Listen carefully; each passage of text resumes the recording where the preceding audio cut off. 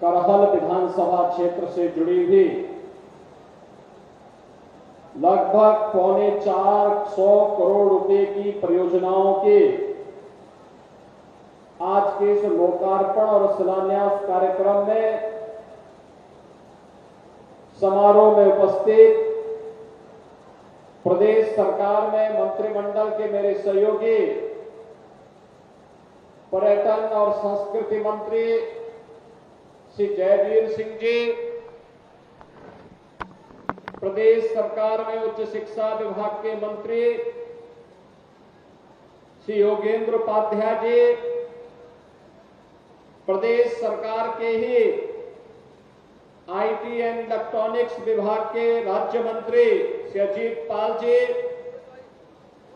क्षेत्रीय अध्यक्ष भारतीय जनता पार्टी श्री दुर्ग विजय सिंह साक्य जी, प्रदेश उपाध्यक्ष और विधान परिषद सदस्य श्री संतोष सिंह जी, प्रदेश उपाध्यक्ष श्री ब्रिज बहादुर जी, माननीय विधायक श्री राम नरेश अग्निहोत्री जी, भारतीय जनता पार्टी के जिला के अध्यक्ष श्री राहुल चतुर्वेदी जी, चेयरमैन पैक्सपैट श्री प्रेम सिंह साक्य जी, जिला पंचायत अध्यक्ष श्रीमती अर्चना गोविंद भदौरिया जी,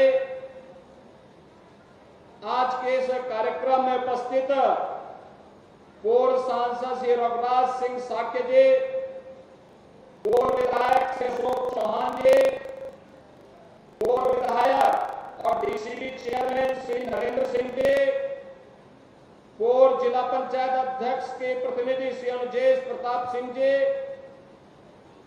आज के इस कार्यक्रम में उपस्थित पूर्व जिलाध्यक्ष श्री अरविंद तोमर जी, शिवदत्त भदौरिया जी, प्रदीप सिंह चौहान जी, चेयरमैन गिरोर यतेंद्र जैन जी, चेयरमैन बरनाल शशि गोविंद योगेंद्र गुप्ता जी, श्रीमती ममता राजपूत जी, श्री सत्यपाल यादव जी, आज के इस कार्यक्रम में उपस्थित मैनपुरी और खासतौर पर करहल विधानसभा क्षेत्र से जुड़े हुए मेरे सभी उपस्थित बहनों और भाइयों, एक साथ 450 करोड़ रुपए की परियोजना के लिए मैं आप सबको हृदय से बधाई देते हुए आप सब विकास की नित नई ऊंचाइयों को छुएं, इसकी कामना के साथ आज ये मंच आपके बीच में यहां पर उपस्थित हुआ है। बहनों और भाइयों, मैं सबसे पहले अभिनंदन करता हूं आपका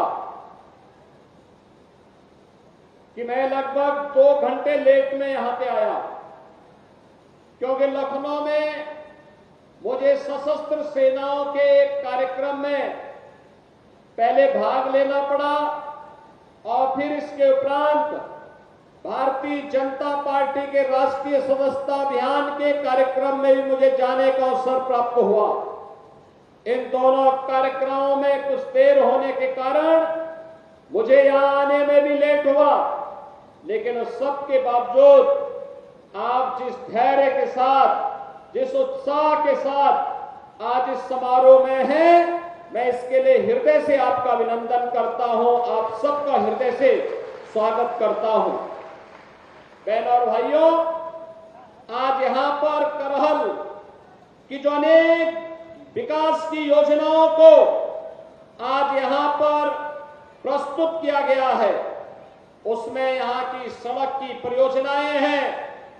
यहां पर करहल में एक हम लोग ग्राम पंचायत एलादपुर में एक मिनी स्टेडियम भी देने जा रहे हैं, ग्रामीण स्टेडियम का निर्माण भी करने जा रहे हैं। और एक प्रदेश के अंदर यहां करहल विधानसभा क्षेत्र में हम लोग फायर टेंडर, कहीं आग लगती है तो उसके लिए, आग को बुझाने के लिए, नियंत्रण करने के लिए एक फायर टेंडर की स्थापना के कार्य का भी आज शिलान्यास किया जा रहा है। विकास के जितनी भी परियोजनाएं हैं जिनका लोकार्पण हो रहा है या जिनका शिलान्यास किया जा रहा है, इन सभी योजनाओं के लिए मैं मैनपुरी जनपद और खासतौर पर करहल विधानसभा क्षेत्र के आप सभी मतदाताओं को, यहां के नागरिकों को हृदय से बधाई देता हूं, अपनी शुभकामनाएं देता हूं। बहनों और भाइयों, आपने अभी देखा होगा मंच पर मुझे अनेक नौजवानों को टैबलेट और स्मार्टफोन देने का अवसर प्राप्त हुआ। इसके साथ ही आपने देखा होगा आधी आबादी का नेतृत्व करने वाली महिला स्वयंसेवी समूह को भी सरकार के द्वारा प्रदान किए जाने वाले सहयोग के चेक की डमी कॉपी उन्हें प्रदान करने का मुझे अवसर प्राप्त हुआ। आपने देखा होगा गरीबों को प्रधानमंत्री आवास और मुख्यमंत्री आवास की चाबी सौंपने का एक अवसर मुझे प्राप्त हुआ। और एक सप्ताह पहले यही मंच और हमारे डिप्टी सीएम श्री ब्रजेश पाठक जी भी यहां आए थे और करहल में रोजगार मेला, टैबलेट वितरण, ऋण वितरण के बड़े कार्यक्रम को उन्होंने उद्घाटन किया था। हजारों नौजवानों को रोजगार मिला था, हजारों नौजवानों को उद्यम लगाने के लिए ऋण दिया गया था और हजारों नौजवानों को टैबलेट और स्मार्टफोन वितरण करने का कार्य भी किया गया था। मैं पूछना चाहता हूं बहनों और भाइयों, मैनपुरी जो कभी वीवीआईपी जनपद माना जाता था, लेकिन विकास के कार्य में क्यों पिछड़ गया? मैनपुरी तो हमारे ऋषियों की धरती रही है, मयन ऋषि से जुड़ी हुई धरती रही है, मार्कंडे ऋषि से जुड़ी हुई धरती रही है, यह धरती च्यवन ऋषि के साथ जुड़ी रही, इसका संबंध रहा है। और इस धरती का संबंध देश के स्वाधीनता आंदोलन से जुड़े हुए स्वाधीनता संग्राम सेनानियों से इसका संबंध रहा है।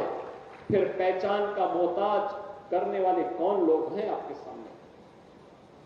ये वही लोग हैं जिन लोगों ने आपके सामने जो पहचान का संकट खड़ा किया, आपके सामने पहचान का संकट खड़ा किया, प्रदेश के सामने, उनके सामने अपने अस्तित्व का संकट खड़ा किया। इन लोगों ने सामाजिक ताने बाने को छिन्न भिन्न किया, अराजकता और गुंडागिर्दी इनके डीएनए का हिस्सा है और प्रदेश में इनका मॉडल देखना है तो मॉडल इनका विकास का नहीं है।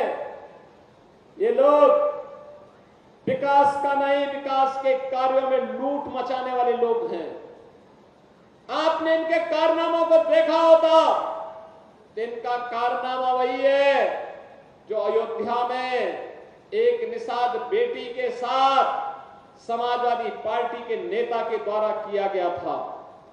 इनके घिनौने कृत्य वही है जो लखनऊ में एक बेटी को कैसे इन लोगों के द्वारा गिराया जाता है, ये इनका चेहरा है। और इनके वास्तविक कारनामे देखने हो तो कन्नौज में घटित घटना और नवाब ब्रांड ये समाजवादी पार्टी का वास्तविक चेहरा है। आज मैं आप सबसे यही कहने के लिए आया हूं कि बहनों और भाइयों, पहले सामाजिक ताने बाने को इन्होंने छिन्न भिन्न किया, प्रदेश को दंगों की आग में झोंका, विकास के लिए और गरीब कल्याण के लिए जो धनराशि राज्य की लगनी चाहिए थी उसमें लूट खसोट किया, नौजवानों को मिलने वाली नौकरी में डकैतियां डाली गई। आज आप देख रहे होंगे कि कल हम लोग 1000 नौजवानों को सरकारी नियुक्ति पत्र देने जा रहे हैं। अभी हाल ही में आपने देखा होगा 60,200 से अधिक नौजवानों को उत्तर प्रदेश पुलिस बल में नियुक्ति के लिए हम लोगों ने परीक्षा सफलतापूर्वक संपन्न की मैं कहता हूं ये देश ही नहीं, दुनिया की किसी भी सिविल पुलिस की सबसे बड़ी भर्ती थी, सबसे बड़ी भर्ती। और कहीं कोई शिकायत नहीं, कोई भेदभाव नहीं, कोई भ्रष्टाचार नहीं। क्या यही काम 2017 के पहले भी होता था क्या? 2017 के पहले हर नौकरी बिकती थी, उसकी नीलामी होती थी, वसूली में चाचा और भतीजा समान के भागीदार होते थे, और बाद में जब ज्यादा वसूली होती थी तो चाचा को धकेल दिया जाता था, भतीजा अकेले ही बैग लेके भाग जाता था। यही दृश्य पूरे प्रदेश का हुआ करता था। विकास के नाम पर भी यही लूट खसोट मची हुई थी, यही लूट पूरे प्रदेश में बची हुई थी। बहनों और भाइयों, इनको मैनपुरी की चिंता नहीं थी, इनको इटावा की चिंता नहीं थी, इनको स्वयं की चिंता थी। इनको प्रदेश की चिंता नहीं थी, क्योंकि इनको स्वयं की चिंता थी। और इसीलिए जब उनको लगा कि अब उत्तर प्रदेश सुरक्षित नहीं रहा, तो इन लोगों ने तो अपने लिए दुनिया के अलग अलग देशों में द्वीप खरीद लिए होंगे, लेकिन बहनों और भाइयों, हमें और आपको तो इसी प्रदेश में रहना है, हमें और आपको इसी प्रदेश में रहना है। चाचा की तो नियति ही है हमेशा धक्का खा करके वहीं पड़े रहना, लेकिन बहनों और भाइयों, उत्तर प्रदेश वासियों को धक्का खाने की आदत से अपने आप को उभारना पड़ेगा। सम्मान के साथ राष्ट्रवादी मिशन का सिपाही बन करके आगे बढ़ने की हमें आदत डालनी पड़ेगी। और इसी के लिए ये 450 करोड़ रुपए की विकास की परियोजनाओं की सौगात लेकर के आज मैं आपके पास इस मंच के साथ आया हूं। मैं आप सबका आह्वान करूंगा, आज तो प्रदेश में दंगा नहीं होता, आज तो प्रदेश में गुंडागर्दी नहीं होती, आज तो प्रदेश में किसी बेटी का अपहरण नहीं होता, आज तो प्रदेश में किसी किसान की जमीन पर कोई कब्जा नहीं करता है, आज तो किसी व्यापारी का अपहरण नहीं होता है, आज तो बेटी की इज्जत के साथ कोई खिलवाड़ करने का दुस्साहस करेगा तो उसे मालूम है कि उसके इस दुस्साहस की क्या कीमत उसे चुकानी है, और साथ साथ चुकानी ही नहीं है, आने वाली 7 पीढ़ियां फिर कभी भी कोई ऐसी हरकत करने की जरूरत नहीं करेगा। इस प्रकार की एक सबक भरी कार्रवाई सरकार के स्तर पर होती है। बेटी की सुरक्षा हो या व्यापारी का सम्मान, अन्नदाता किसान को शासन की योजना के साथ जोड़ने का कार्य हो या नौजवान के हाथ को रोजगार के साथ जोड़ने का कार्य, ये सभी आज मजबूती के साथ चल रहा है। और इसीलिए तो जब 25 करोड़ उत्तर प्रदेश वासी बोलता है तो 25 करोड़ की आवाज एक साथ जब आगे बढ़ती है तो बहनों और भाइयों, ये 25 करोड़ की आवाज उत्तर प्रदेश को अब बीमारू राज्य नहीं बल्कि देश का एक विकसित राज्य के रूप में स्थापित करता है, अनलिमिटेड पोटेंशियल के राज्य के रूप में स्थापित करता है।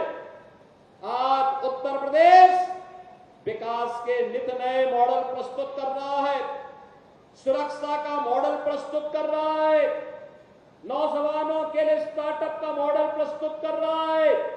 याद करिए 2017 के पहले कोई उत्तर प्रदेश में नहीं आता था। हमने इन 7.5 वर्षों में आपके आशीर्वाद से और प्रधानमंत्री मोदी जी के मार्गदर्शन में 6.5 लाख नौजवानों को सरकारी नौकरी दी, 2 करोड़ से अधिक नौजवानों को निजी क्षेत्र में निवेश के माध्यम से सरकारी निजी क्षेत्र में उन्हें नौकरियां उपलब्ध करवाई और 60 लाख से अधिक व्यापारियों को और युवाओं को अपना स्टार्टअप और उद्यम स्थापित करने के लिए स्वतः रोजगार के साथ जोड़ने का काम हुआ। बहनों और भाइयों, इससे पहले उत्तर प्रदेश में निवेश के अनुकूल माहौल नहीं था। जब व्यक्ति सुरक्षित नहीं तो पूंजी कहां से सुरक्षित होती। लेकिन आज व्यक्ति भी सुरक्षित है, पूंजी भी सुरक्षित है। आज बेटी भी सुरक्षित है, व्यापारी भी सुरक्षित है। आज अन्नदाता किसान का भी सम्मान है, नारी सशक्तिकरण के लिए भी कार्य है और युवाओं को भी सम्मान प्राप्त हो रहा है। और उसी अभियान के क्रम में आज एक बार फिर से मात्र एक सप्ताह में ही पूरी सरकार आपके द्वारा ये आपसे कहने के लिए कि विकास की इस प्रक्रिया में अब जाति के नाम पर विभाजित होने की आवश्यकता नहीं, विकास की इस प्रक्रिया के साथ जुड़ने की आवश्यकता है, जिससे आप भी विकास कर सके, मैनपुरी भी विकास कर सके, करहल भी विकास कर सके, यहाँ का नौजवान भी, यहाँ का अन्नदाता किसान भी, यहाँ का व्यापारी भी और यहाँ की नारी भी विकास की प्रक्रिया में जैसे किसी वाहन के 4 पहिया होते हैं, एक साथ मिलकर के चलती है तो गाड़ी की स्पीड बढ़ती है, ऐसे ही 4 मजबूत आधार स्तंभ बन करके मैनपुरी को भी विकास की प्रक्रिया के साथ जोड़ने के इस क्रम में हम सबको सहभागी बनना पड़ेगा। बहनों और भाइयों, आज प्रदेश बदल चुका है। याद करिए 2017 के पहले मैनपुरी के वो लोग जब यूपी के बाहर जाते थे, लोग सबकी निगाहों से देखते थे, सम्मान नहीं था, लोग भय और दहशत में बोलते थे कि वे कहां से आ गए। होटल की बात तो दूर, धर्मशाला में भी कमरा नहीं मिल पाता था। बहनों और भाइयों, आज आपके सामने पहचान का संकट नहीं है। भारतीय जनता पार्टी की डबल इंजन सरकार ने जो कहा सो करके दिखाया। हमने कहा था अपराध और अपराधियों के प्रति जीरो टॉलरेंस की नीति के तहत कार्य करेंगे, आज आपको ये दिखाई दे रहा होगा। हमने कहा था कि प्रदेश को निवेश का ड्रीम डेस्टिनेशन बनाएंगे, आज 40 लाख करोड़ रुपए का निवेश इसका उदाहरण है। हमने कहा था कि हम लोग उत्तर प्रदेश को इंफ्रास्ट्रक्चर का मॉडल खड़ा करेंगे, आज एक्सप्रेसवे, हाईवे और inter state connectivity, air connectivity इसका उदाहरण है।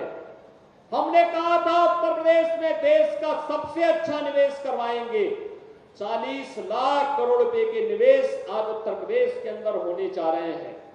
बहनों और भाइयों, हम लोगों ने कहा था कि उत्तर प्रदेश को देश की अग्रणी अर्थव्यवस्था बनाएंगे। 17 में हम लोग आए थे, 7वीं बड़ी अर्थव्यवस्था थी, आज उत्तर प्रदेश देश की नंबर 2 की अर्थव्यवस्था है और अगले 3 से 4 वर्ष में इसे देश की नंबर 1 की अर्थव्यवस्था बनाना है, जिससे हर चेहरे पर खुशहाली लाई जा सके, हर नौजवान के हाथ को काम दिया जा सके। हमने कहा था कि हिंदुओं की आस्था का सम्मान करेंगे। आज आप देख रहे होंगे काशी में काशी विश्वनाथ धाम है, आज आप देख रहे होंगे अयोध्या में रामलला का भव्य मंदिर का भी निर्माण हो गया है। अब इसमें कोई संदेह है क्या? कोई संदेह है क्या? अयोध्या के मामले में, काशी के मामले में कोई संदेह है क्या? और मथुरा वृंदावन में भी कार्य युद्ध स्तर पर आगे बढ़ रहा है, विकास के कार्य नए सिरे से आगे बढ़ रहे हैं। ये समाजवादी पार्टी की सरकार थी तो ये तो जन्माष्टमी के अवसर पर इन्होंने भगवान कृष्ण की जन्माष्टमी के आयोजन पर रोक लगा दी थी, नहीं मनने दी थी, क्योंकि जन्माष्टमी में परित्राणाय साधुनाम विनाशाय च दुष्कृताम का उद्घोष करने वाले श्री कृष्ण भगवान के द्वारा इस उद्घोष से कुछ लोगों को परेशानी होती थी, इसलिए समाजवादी पार्टी के सरकार में उनके नेताओं ने बैन कर दिया था। जब मैं आया था 2017 में सरकार में आया तो बहनों और भाइयों, मैंने कहा भी जन्माष्टमी में क्या आयोजन होता है? लोगों ने कहा कोई आयोजन नहीं होता है। अरे हमने कहा एक ही तो आयोजन है जो जेल में, थानों में और पुलिस लाइन में होता है, इसको धूम धड़ाके के साथ इस आयोजन को आयोजित करो, जिससे भगवान कृष्ण के बताए मार्ग पर चल करके समाज सज्जनों की रक्षा कर सकेगा और दुर्जनों से कायदे से निपटने का काम भी कर सकेगा। और बहनों और भाइयों, आज मुझे बताते हुए प्रसन्नता है, जन्माष्टमी का आयोजन पूरी भव्यता के साथ सभी 1585 थानों में, 75 जनपदों में, सभी जेलों में और निजी आयोजन के अवसर पर भी हर गांव, हर शहर में कहीं झांकी निकल रही है, कहीं शोभा यात्रा निकल रही है, कहीं डोल यात्रा निकल रही है, पूरी भव्यता के साथ आयोजित हुआ।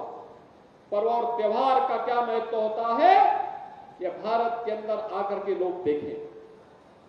भारत की विविधता, भारत के अंदर पर्व और त्योहारों की परंपरा इसका उदाहरण है और यह भारत की पहचान भी है। उस पहचान को बनाए रखने के लिए सरकार के स्तर पर प्रयास हो रहे हैं, नए नए अभियान चल रहे हैं। और आज मैं आपको यही आश्वस्त करने के लिए आया हूं कि बहनों और भाइयों, सरकार विकास के साथ भी आपको जोड़ना चाहती है, सरकार नौकरी और रोजगार के साथ भी जोड़ना चाहती है, सरकार हर तबके के उत्थान के लिए कार्य करने के लिए पूरी तत्परता के साथ कार्य कर रही है। आप भी भारतीय जनता पार्टी की डबल इंजन सरकार के इस अभियान का हिस्सा बने, इसके लिए आज मैं आपके पास आया हूं। आज के इस अवसर पर आपको मैं एक बार फिर से जो 450 करोड़ रुपए की परियोजनाओं की सौगात आज मैनपुरी वासियों को, खासतौर पर करहल विधानसभा क्षेत्र वासियों को प्राप्त हो रही है, जिसमें सड़क का भी है, पेयजल का भी है, स्कूल का भी है, स्वास्थ्य सेवाओं का भी है, स्टेडियम का भी है और अन्य अग्निशमन केंद्र का भी है। इन सब की एक बार फिर से हृदय से बधाई देते हुए आप सबके प्रति मैं अपनी शुभकामनाएं देता हूं और विश्वास व्यक्त करता हूं कि आप सबका आशीर्वाद भारतीय जनता पार्टी को अनवरत प्राप्त होता रहेगा। इस विश्वास के साथ आप सबके प्रति मेरी मंगलमय शुभकामनाएं हैं।